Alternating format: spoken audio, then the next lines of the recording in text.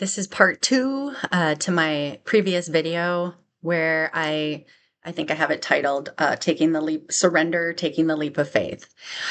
I forgot a whole nother aspect to what I wanted to speak about, and I am going to do this again because I had to write it down again just so that I can ensure I am staying connected to what I want to start saying. So I will start reading what I ended up journaling about this particular part that I wanted to ensure I speak about as well today regarding the surrendering, regarding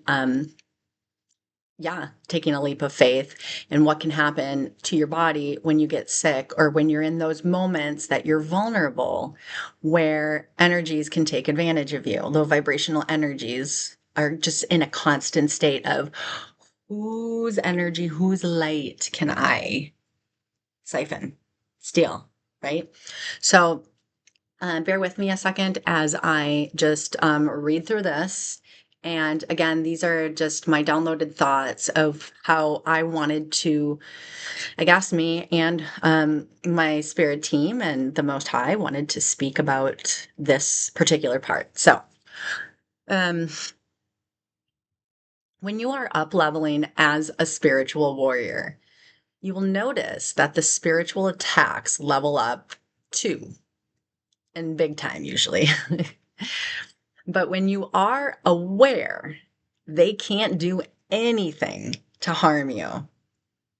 But the key is becoming aware.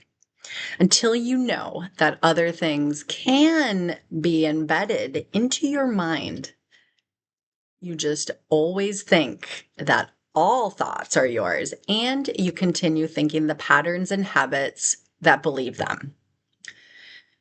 This is why understanding how far back your trauma goes will help you have more patience and love for yourself, releasing emotions. As the longer you hold them, the longer it takes to release them. So, for instance, I was 40 before I started releasing childhood trauma all the way to the womb. And I remember thinking, wow, like I feel like, why is everybody around me like progressing so much faster? And why does it seem like it's not taking everybody as longer? That can be self-defeating, a self-defeating thought for yourself. It was for me at times. Um, it made me think like, what's wrong with me? What am I doing? See these kinds of thoughts.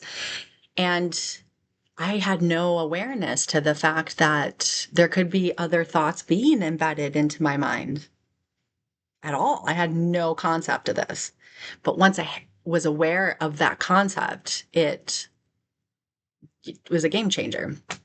Um, so as the and so knowing this was helpful for me because I always thought, why is it taking me so long?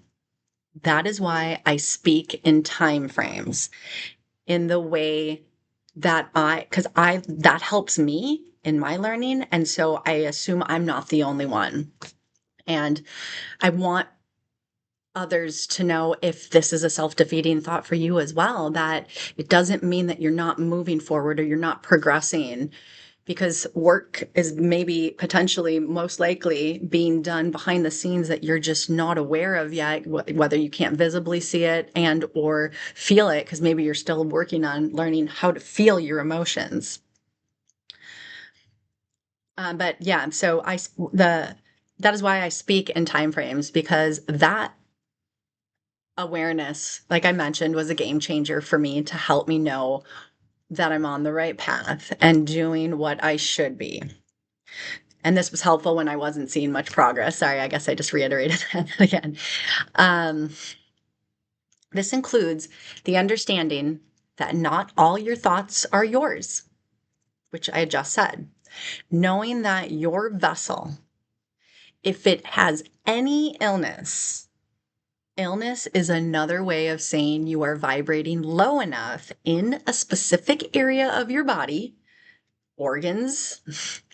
And this is so important. This is why it is so important to release stuck energies through somatic movement and, singing, speaking, humming out things, to help throat chakras, giving shakes for your sacral chakras, your solar plexus, all your chakras, your root. Literally, movement is helpful to help this specifically what I'm talking about right here. So, okay, knowing that your vessel, if it has an illness is just another way of saying that, yeah, you're vibrating low enough in a specific area of your body, like organs, which this is why it is so important to release the stuck energies from our energy body. Sorry, I know I just said that twice. Okay, but illness is another way of illness is another way of saying you are vibrating low enough to be a portal for the energy vampires to enter your energy space by siphoning your energy. My example would be in the last video, I spoke about that last 6-hour shift working with the karmic narcissist and how she broke a boundary. Well, during that moment, I had a little moment of burst of anger and that was released, and like the liver holds our anger, right? And I had already been working that week on releasing anger from my liver, realizing that's another part when you're physically healing, is you have to remember you have to heal the energy as well. You have to release the energy in order to heal the body part, because that's the reason why you have physical illness, because the energy and the feelings and the emotions you were holding were so intense, so much. It's a pressure cooker. Now it manifests itself as physical illness or mental illness. So liver releases anger. I showed anger to my coworker, even as brief as it was. That activates working on releasing that anger from my liver specifically. I get instantly sick, and that was an immediate access point for low vibrational energy vampires to enter and begin putting negative thoughts of doubt, not enoughness, and lack mentality into my mind. You now have to discern, is this negative thought pattern yours or another's? So learning to discern has many levels, not just physical, when you're doing discernment, person to person, being to being. You have to discern through algorithms and like the characters and the people, the beings that we potentially resonate with online and through social media. You have to very much discern there. You have to discern mentally and emotionally, but then obviously you discern energetically. And, I guess discerning between your higher self and your mammalian mind, your monkey mind, right?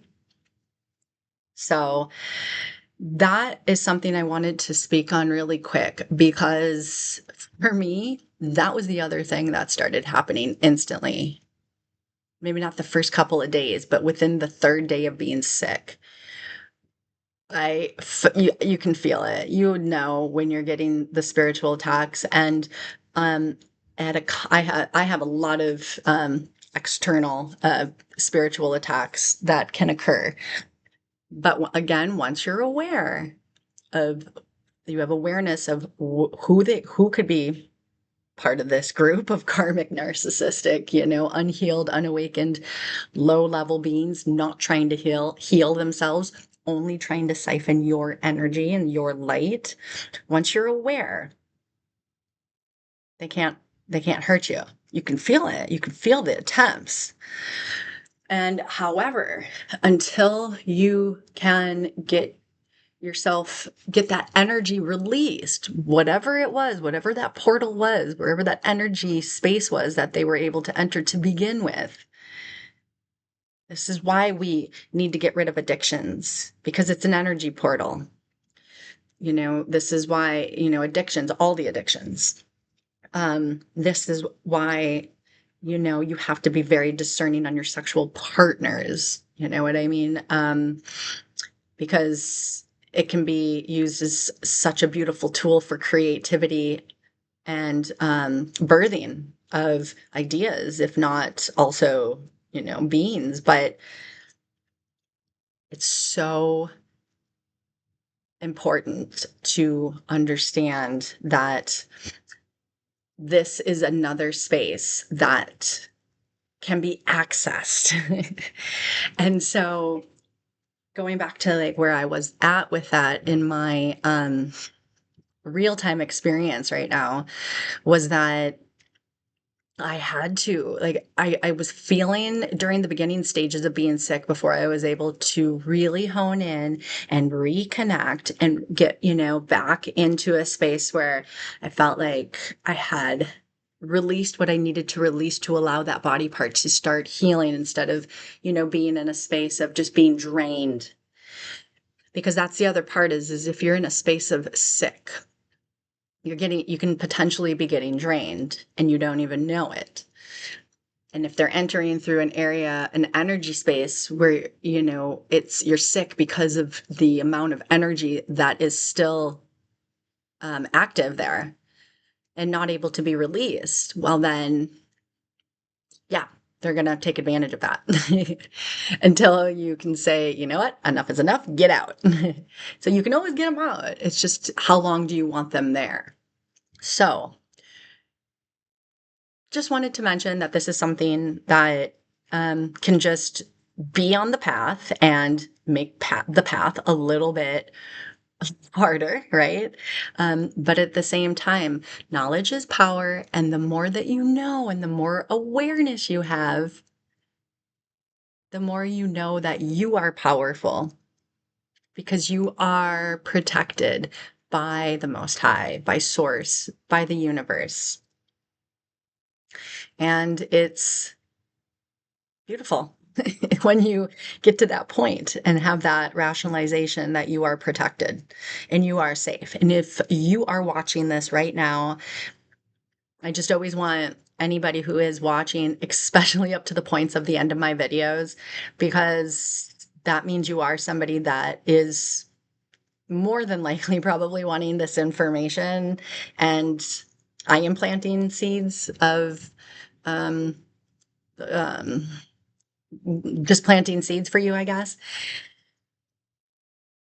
But that means that you're somebody who is already on this path and you have either, accessed that up leveling and you've gained this understanding and if you're not, you are in the process of understanding it or you will be. Either way, just know if you're watching my video right now in regards to this, that is amazing and I'm so happy for you because this is a big part to understand. It was honestly a game changer for me. I just cannot state that enough. I wish I had known it a little bit earlier, but we know things in divine timing. So this is my divine timing for you, letting you know that awareness is power and you are powerful. Sending my love and my gratitude. Thank you for watching.